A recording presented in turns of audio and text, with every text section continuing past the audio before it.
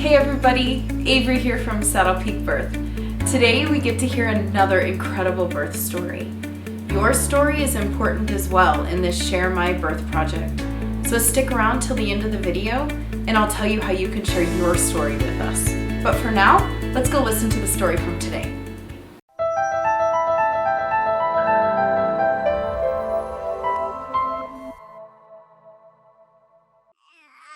Okay. Yeah. All right. Good morning, Miss Emma. How are you? I'm great. How are you? I'm doing good. Happy early Monday to you. Happy early Monday to you and Xander. So it looks like you're here to share two stories with us today. So we're going to get to do two posts for you. So now you told me you have two kiddos. That's correct. So what is the name of your first little one? My first little one is Joshua Gabriel, and we call him Gabe. Awesome. And he was born February 27th of 2015. Oh, nice. Zoe was February 15th. Oh, that is too cool. Or no, gee whiz, you can tell it's 8:30 in the morning. 2/17/15. The 17th. Gotcha. They're only 2 days apart. Oh, that's exciting. So tell us about your birth. Did you do it in the hospital or home birth or birth center? With my son, I really didn't know a lot about birth. I didn't even know much about anything, unfortunately. So I went the midwife route, but the midwives always prefer you to give birth inside the hospital, which I did. I had to be induced, unfortunately. I really did not want that. But I really didn't have a choice. My son wrapped the cord around his neck. Oh. So it was kind of out of my control at that point. Yeah. To a certain degree. But I mean, he was successfully delivered vaginally 24 hours after the induction started. Okay. Yes. And then I was able to do my labor for 20 hours without medication. Girlfriend. With Pitocin. Yes. Look at you. So it really taught me how strong I was. Yeah. Because I didn't think I was that strong at all. But I'm very glad that I made it that far. Yeah. I really wanted a natural birth. But my son likes to throw a lot of curveballs. So was his birth a lot like who he is? Like his personality now? Yes. Okay. Yes, he's a very interesting child. We love him dearly, but he loves to throw curveballs even to this day. That's funny. He has some sensory issues. So there's never a dull moment with Gabe, but we love him for him and his big personality. Right. I wouldn't change it for the world. Cool. No. Well, in the cord, I had a question. So the cord got wrapped around his neck, which is not an uncommon thing to happen. And typically it's not a problem. So his affected him, right? Yes, it did. The problem is I woke up on February 26th, and he was always an extremely active baby. Like, I would never go longer than like an hour and a half without feeling him go crazy. Okay. I woke up on the 26th around 9 to 9:30. And he wasn't moving at all. And 9 times out of 10, every morning I woke up, he would like almost say like a hello kick, as I would call it. Like he would say, "Good morning, Mom." Right. And I didn't feel it. So I'm like, okay, no big deal. I'm going to go eat some breakfast, get him moving, give him some food. Thinking that would help everything because that's normally what they told me to do. And I went to go eat. And then I waited 30 minutes, still hadn't felt him. So I'm like, okay, this is getting a little weird. And then I was even starting to like, you know how you can gently shake your stomach. I was even doing that. He wasn't doing that. So then I started. Do what? That's really scary. It was very, very scary, especially being a first-time mom. Like, never gone down that route. And I called them, and while on the phone, they told me to lay on my bed and switch side to side as fast, like not super fast, but like just to get him moving. and Sure. to lay more prominently on my left side to see if that would work. I felt him like one itty bitty time, like barely enough to feel him. Interesting.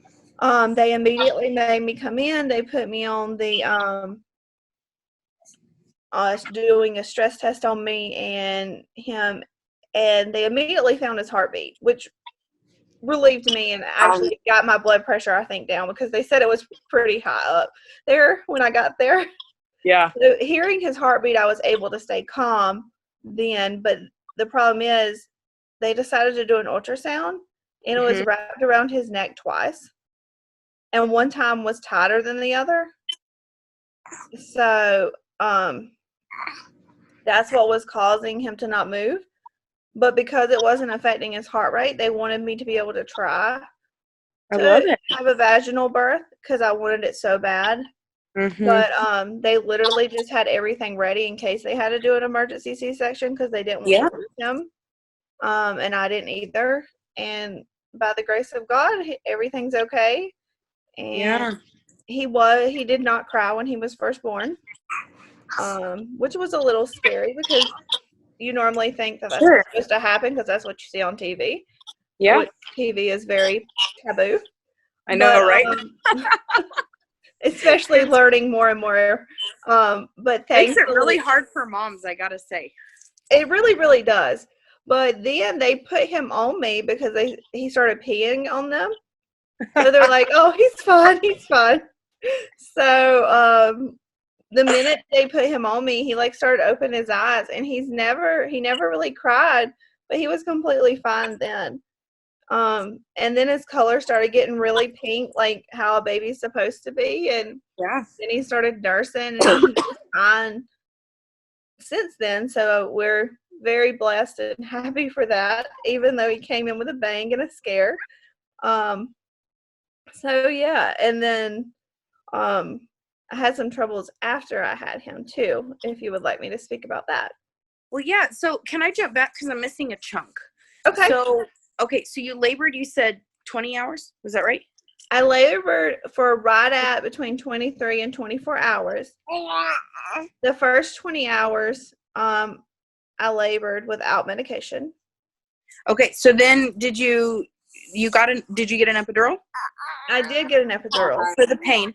Okay. Yes. And so then what happened at that mark? Did you have a vaginal birth? Did his heart rate stop dropping? What happened was I was able to have a vaginal birth. At the 20-hour mark, I was mentally, emotionally, and physically exhausted to the point that I rarely could go on anymore. And I was still fighting the epidural because I so strongly wanted somewhat of a natural birth, and they already had to give me Pitocin, so I wasn't happy about that. So I was still trying to remain in control, but I couldn't. So they were really starting to get more worried about him, and my husband was strongly encouraging me to get an epidural too because like I was just so exhausted. Well, the weird thing about is I got an epidural between 7 and 8 o'clock, and it did the opposite effect of what it does on some people. It relaxed me, and I went from like 4 to 5 centimeters to 9 centimeters in less than 3 hours. Whoa, girlfriend. Yeah. So I'm actually not against it now. Yeah. I would still prefer to try the other way, but I'm glad it worked for that particular birth. Sure. And then after I hit 9 centimeters, within 30 minutes, I was at 10 and pushing, and he was out at 11:55. I think my husband said I might have pushed 4 times, if that. So he came with a bang and come into the world very fast. No kidding. That's amazing. Isn't it kind of interesting? What do you do as a job? I am a stay-at-home mom, and I'm in the process of getting my postpartum doula and doula certificate through Birth Arts International, and I also am a photographer. Look at you go. Hey, you sound like me. I know. I looked at your profile on your website, and I'm like, oh my gosh, we have so much in common. You wear like a million different hats at your house, don't you? I do, but I love it. Most days. Some days it's challenging, and I'm like, can I just go to the store? But I'm trying not to go to the store right now. Right. Well, isn't that amazing as a birth worker, a soon-to-be birth worker, how you find that sometimes you'll walk into birth with like a preconceived notion about something being right or wrong.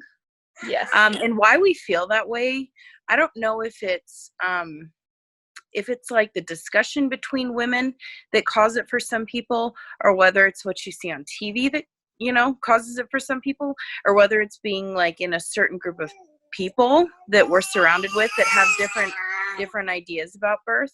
But I know that I have definitely found that in my life and in my career is that sometimes it's really hard to walk through that road of delineating what we want to happen and what we think should, quote unquote, happen in a birth, and what's right or wrong in a birth, versus just letting birth happen to you as a mom, versus you walking into someone else's space and realizing that that is their birth, right? So this is like kind of a 3-tiered thing that you really have to ground and center yourself.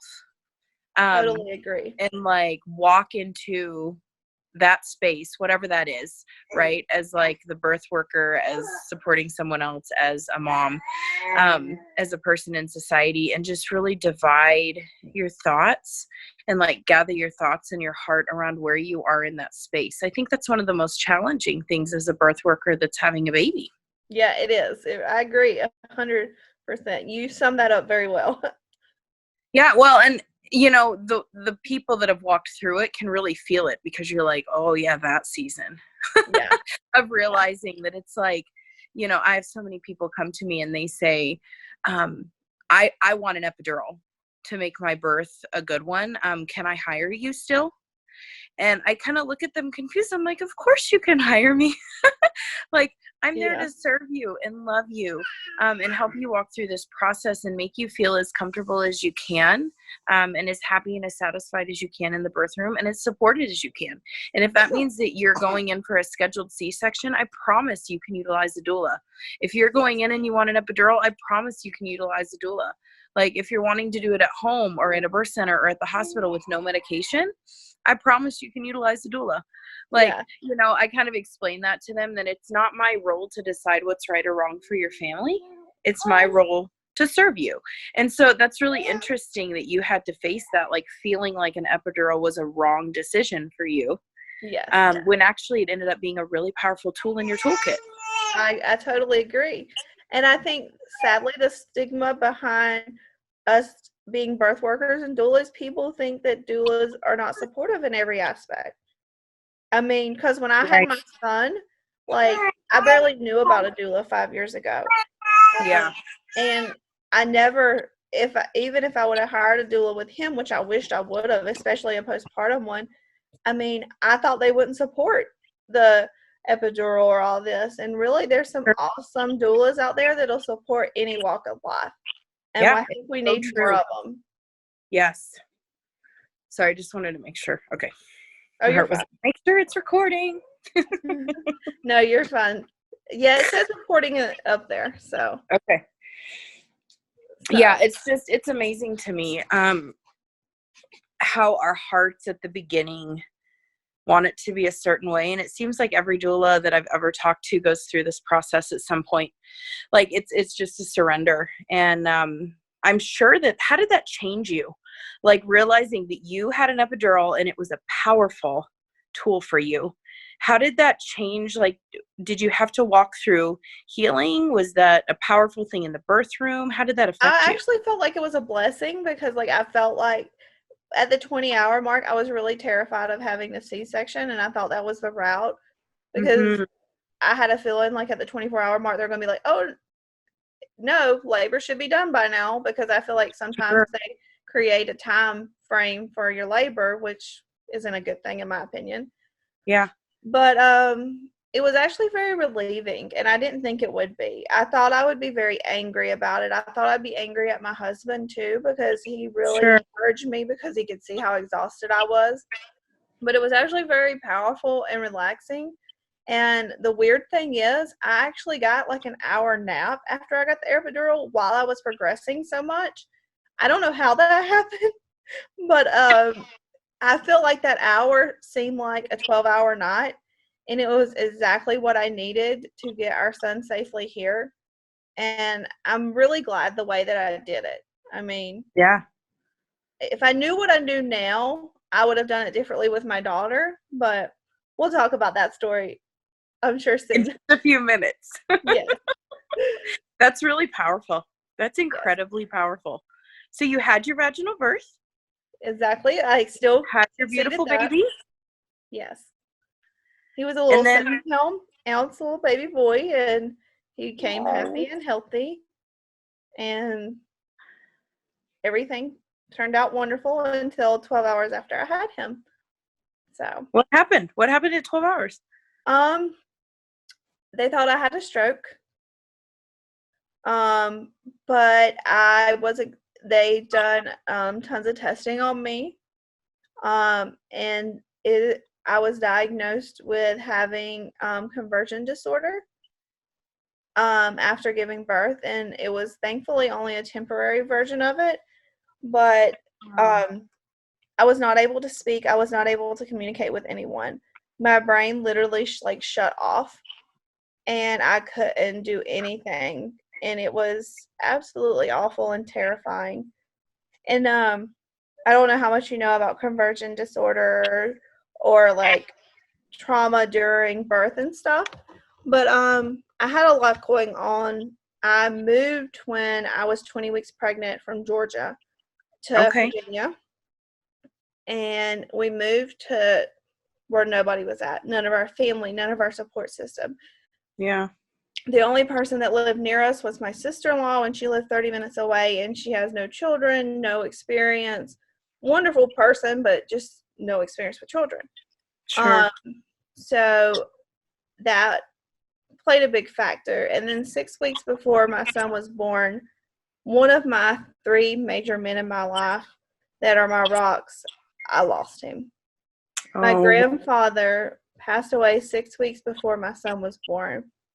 And that dramatically affected my birth and my outlook on everything. And that's the reason why they said I suffered everything that I did. Goodness. And the hardest thing is my grandfather suffered some dementia and Alzheimer's. And it didn't help that when every time I would call him or FaceTime him, because, technology is a wonderful thing. Yeah. Every time that he would see me, his vitals would level out. He would go back to normal. So for someone that's already emotionally pregnant, seeing that their rock and grandfather is almost like as normal as he can be in the state that he's in, every time I'm on the phone, it really shook my world. Yeah. And to his last breath, he remembered my son's name, and he didn't remember anybody else's name. So that was just a lot to swallow. I think God gave me peace for him to always remember my son's name.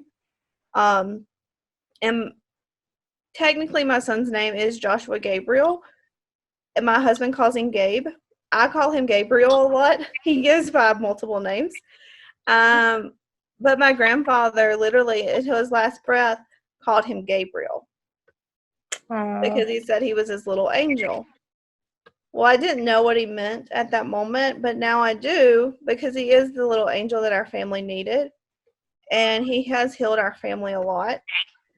Wow. So it was just really, really hard, because I then questioned God, because my grandfather just wanted to hold my son so bad. The minute I told him I was pregnant, he was one of those older people that would sit there and just hold your baby for hours on end and just let you do whatever you wanted to do, just because he just loved babies that much.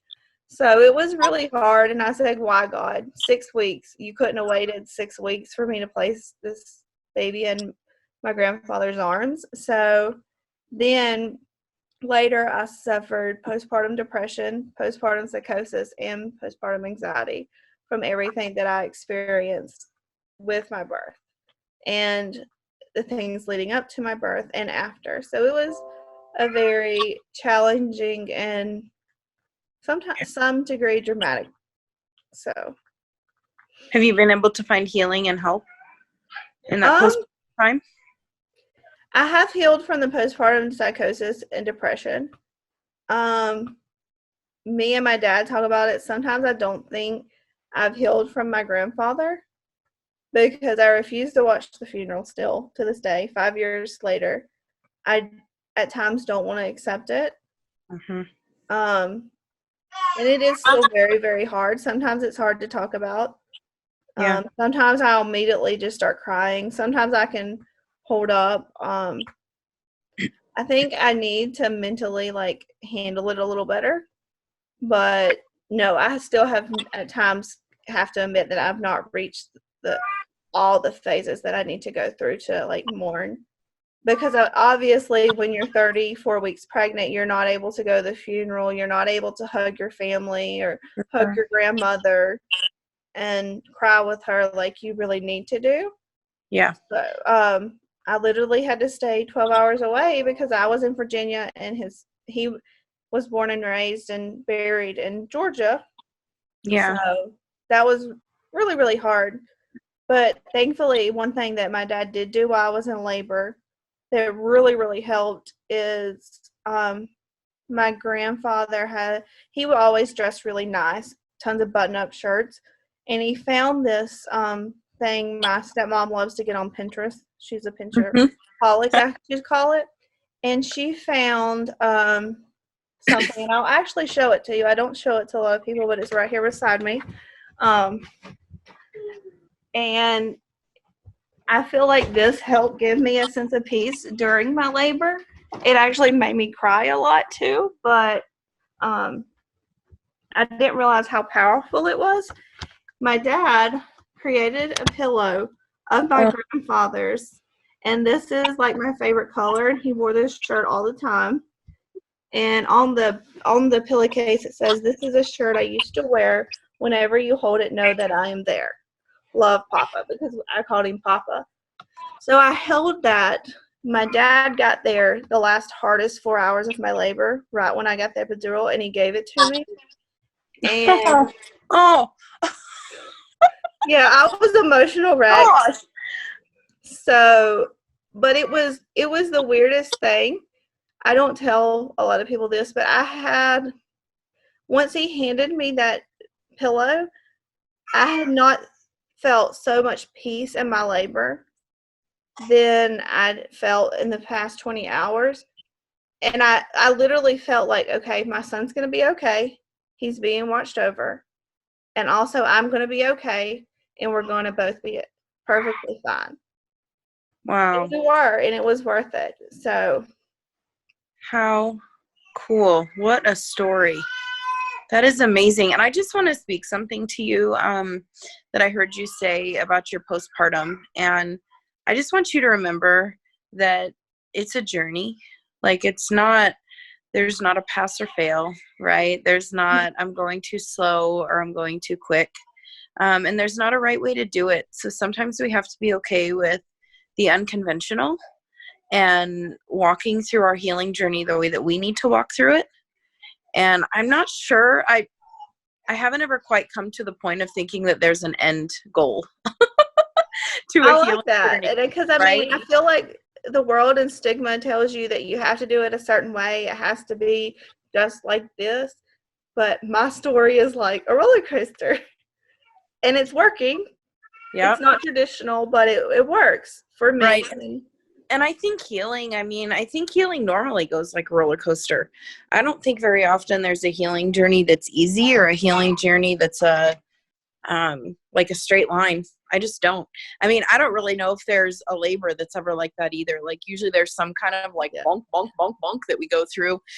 And labor, it looks a lot like postpartum, just in a different way, right? Like there's a lot of similarities and a lot of differences, but I want to encourage you in that, like, just as we finish up this time at talking about Gabe, like, I'm guessing that he's one of those people that like brings in excitement, but he can also process.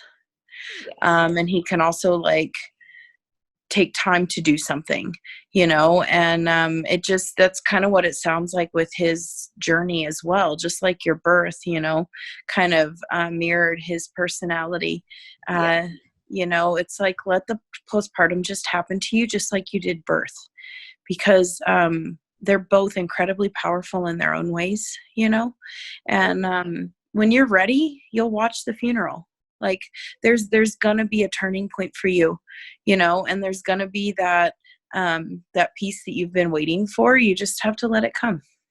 Like take your time and let it find you, just like you did each wave of your contraction and the nap and the help, and right, like you let it find you, you let it happen to you, and you worked with it, right? And so I think that's how your postpartum is going to come along too, just one step at a time on the journey to wherever. I don't know where we're, like where we're walking in our postpartum journeys. I mean, I'm still healing right at like 5 years. So I know that it's just healing looks different for everybody. But just as we like end this story of Gabe, it's never going to end, right? Like it's going to carry on. And that's why we're doing this project, is so that these stories and these powerful moments and these teaching lessons that we learn as moms, as birth workers, as women, like can carry on into the future, right? Like that was my heart behind this whole thing, was to carry it on. And I just want to say, like, thank you, because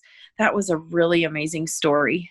And there's a lot that can be learned from it. And, it touched me in a super deep way. So thank you for sharing. Thank you for your vulnerability. Thank you for your honesty. It was wonderful. Sadly, there's a lot more to the story. I could talk about it probably for over an hour because it's very in depth. Well, and if you write it, let me know. I'll definitely write it up for you. Share it. Like if you want to write up your whole story, and if you have his sweet face that we can see, like I would love to hear that. So let me know, and we can post it and you can share your whole story, because I think we would really love to hear about all of it. So yes, and I've noticed, as weird as it sounds, my husband thinks it's fascinating. It's actually very healing for me to bring awareness to my story, because it's actually helping me heal a lot. Mm-hmm. I noticed writing my story for Postpartum International Virginia, because I'm sure you know what that is, right? Yep. Okay. Is it part of PSI? Postpartum Support International? Okay. Yes, it is. And because I suffered it so bad, it's just really helping to know that I can be vulnerable and not worry about what others think, because I worried so much, especially the first year. Like I didn't speak at all. So yeah, it's nice. Scary. It's nice. I mean, 4 years ago, I would have probably not even talked to you, honestly. No offense. No. But it's a very healing process to open up. Sure. So. Well, thank you. No, thank you. Thank you for your encouraging words. Amazing. And I can't wait to hear about your next story. Yes. Okay. Well, thanks and have a great day. You too. Wasn't that wonderful to share that story with her? I just love listening to everybody's stories. We want to hear about yours too. So either click the link that's in the description to this video that will lead you to the form, or go onto my website, saddlepeakbirth.com, under the Share My Birth Story page, and it will also give you the form to fill out. Once you have sent me that link, then I'll be in touch with how we get to record your video or your written description of your birth with your pictures. So go ahead and get in touch with me today, and I can't wait to hear your story too. Have a great day.